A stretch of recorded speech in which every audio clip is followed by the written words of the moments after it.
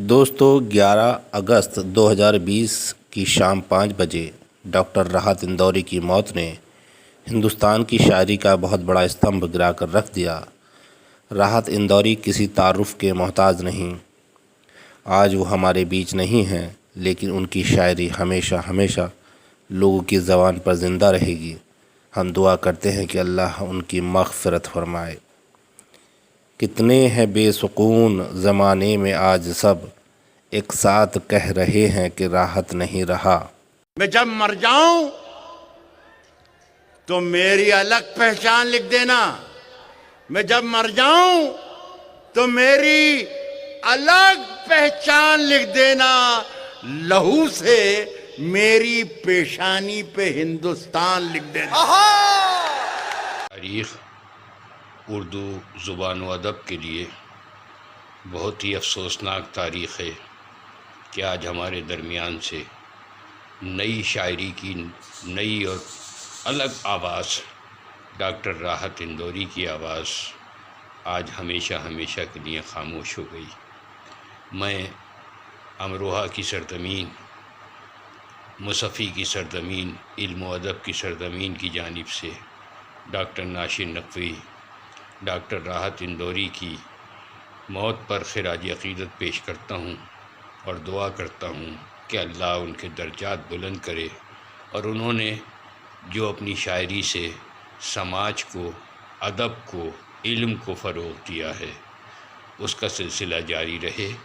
Doctor Rahat Indori بظاہر اپنی شخصیت کے طور پر ہمارے درمیان نہیں رہے، لیکن ان کی آفاقی شاعری ہمیشہ ہمیشہ زندہ رہے گی۔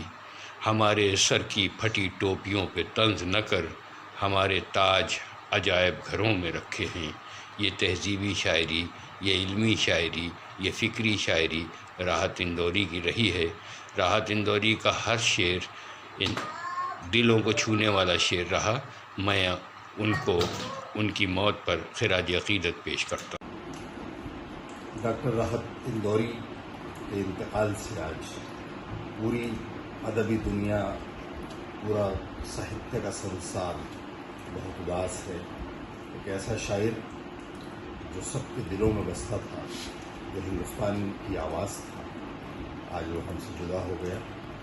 ڈاکٹر راحت اندوری 1 جنوری 1950 کو اندور میں پیدا ہوئے تھے، اور اپنے علم بدولت اور اپنی شاعرانہ صلاحیت بدولت ہندوستان کی نہیں بلکہ اردو دنیا اور ہندوستانی بھاشا سمجھنے والے لوگوں کے دلوں پر ان کا راج تھا، ان کا سکہ چلتا تھا۔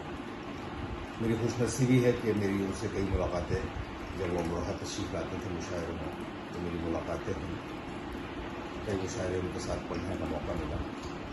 ڈاکٹر راحت اندوری ان کے بے پناہ صلاحیتوں کے مالک تھے، اور ان کا جو کام ہے وہ بھی، جو ان کا ریسرچ ورک ہے وہ بھی مشاعروں کے حوالے سے تھا۔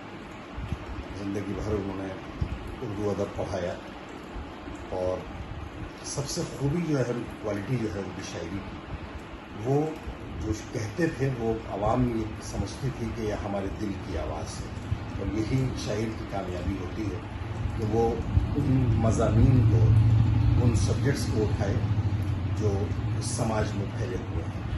شاعری سماج کا آئینہ ہے، اور ڈاکٹر راحت اندوری اس ہنر کو خوب جانتے تھے۔ وہ عوام کے شاعر تھے، وہ عوام سے جڑے ہوئے شاعر تھے، اور اسی لیے ان کے شعر جتنے مقبول ہوئے ہیں، ہندوستان کا کوئی موجودہ شاعر ان کا مقابلہ نہیں کر سکتا۔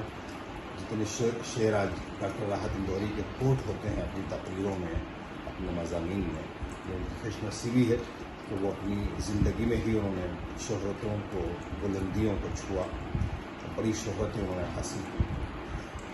حقیقت تو یہ ہے کہ وہ وطن سے محبت کرنے والا شاعر، وہ سسٹم کے کرپشن جو سسٹم میں ہوا ہے اس کے خلاف آواز اٹھانے والا شاعر، ایک بہت بے باک لہجے کا شاعر تھا۔ آپ کو یاد ہوگا کہ جب ملک کے حالات خراب تو اس آدمی نے بڑے بے باکانہ انداز میں کہا کہ سبھی کا خون ہے شامل یہاں کی مٹی میں، किसी के बाप का हिंदुस्तान थोड़ी है। ये एक मैसेज है कि ये हिंदुस्तान सबका है, मुसलमानों का, हिंदुओं का, सिख का, ईसाई का, सब यही इस हिंदुस्तान की खूबसूरती है। और डॉक्टर राहत इंदौरी इसे बार बार अपनी शायरी में इस तरह के मज़ामीन को कोट करते थे। या उनकी वतन दोस्ती की एक मिसाल उनका बहुत मशहूर शेर है कि मैं जब मर जाऊं तो मेरी अलग पहचान लिख देना, लहू से मेरी पेशानी पे हिंदुस्तान लिख देना। ये है वतन से मोहब्बत का जज्बा जो शायर का, क्योंकि कोई अदबी मज़हब नहीं होता, सियासत में मज़हब की डेफिनेशन अलग है, लेकिन अदब सबको जोड़ता है, इंसानियत की बात होता है। डॉक्टर राहत इंदौरी ने जब भी बात की है, इंसानियत की बात की है। डॉक्टर राहत इंदौरी के ये तो बहुत सारे अशार हैं, लेकिन ये शेर मुझे बहुत पसंद है कि हम ही बुनियाद का पत्थर है, लेकिन हमें घर से निकाला जा रहा है। जनाजे पर मेरे लिख देना यारो मोहब्बत करने वाला जा रहा है। डॉक्टर राहत इंदौरी आज हमारे बीच नहीं है। मौत किसी भी इंसान के जिस्म को हमसे छीन सकती है, लेकिन उसकी खूबियों को, उसकी जो सलाहियतें हैं, उसके जो कारनामे हैं, उन्हें वो कभी हमसे जुदा नहीं कर सकती। डॉक्टर राहत इंदौरी हमारे बीच नहीं है, लेकिन वो अपने फ़न, अपने कलाम के ज़रिए लोगों के जहनों में, दिलों में राज करते रहेंगे। डॉक्टर राहत इंदौरी को मुद्दत तक भुलाया नहीं जा सकता। उन्होंने जिस तरह के अशार हिंदुस्तान के लोगों को दिए हैं, मोहब्बत करने वालों को दिए हैं, और एक उनका वो सर्किल भी जो उर्दू से नावाकिफ़ है, वो भी उनका दीवाना है। और उनकी सबसे बड़ी कामयाबी ये रही कि डॉक्टर राहत इंदौरी ने जो अपनी डिक्शन है, जो अपने शब्दों का चयन है, वो बहुत ही आम लोगों की ज़बान को उन्होंने अपनाया और हमेशा अपने अशार में ऐसे अल्फाज का इस्तेमाल किया जो बहुत आसान थे, जो आवाम की आवाज़ थी, जो आवाम इस्तेमाल करती है, वो अल्फाज थे। और यही उनकी एक पॉपुलर होने की एक बहुत बड़ी वजह ये रही कि अपने हम असर शुआरा में जो अक्सर उर्दू के मुश्किल अल्फाज इस्तेमाल करते हैं, राहत इंदौरी ने हमेशा उन अल्फाज से गुरेज किया। उन्होंने हिंदी के अल्फाज भी खूब अपनी शायरी में इस्तेमाल किए हैं।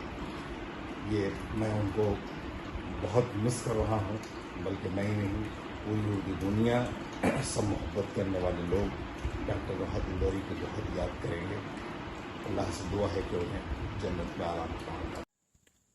राहत इंदौरी साहब से मेरी मुलाकात तकरीबन 1999 या सन 2000 में अपने मामू डॉक्टर अजीम अमरोही साहब के रिहाई गाह पे हुई थी। उस वक्त उनकी गुफ्तगू ने मुझे बड़ा मुतासिर किया।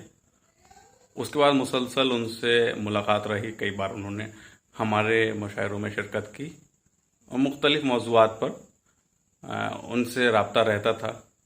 कभी किसी सिलसिले में अगर मुझे ख़बर बनानी हुई, कुछ मालूमात उनसे हासिल करनी हुई, तो मैंने जब भी उन्हें फ़ोन मिलाया तो उन्होंने बहुत मोहब्बत के साथ उसका जवाब दिया, और जब भी मिले बहुत मोहब्बत के साथ मिले। वो शहंशाह थे उर्दू गज़ल के, और उनके अंदर वो फ़न था कि वो मशायरों की महफिल को अगर ये कहा जाए कि लूट लिया करते थे तो ये गलत ना हो। उर्दू गज़ल, उर्दू मशायरों को उनकी कमी शिद्दत के साथ महसूस करी जाएगी, और ये वो नुकसान है जिसे कभी पूरा नहीं किया जा सकता।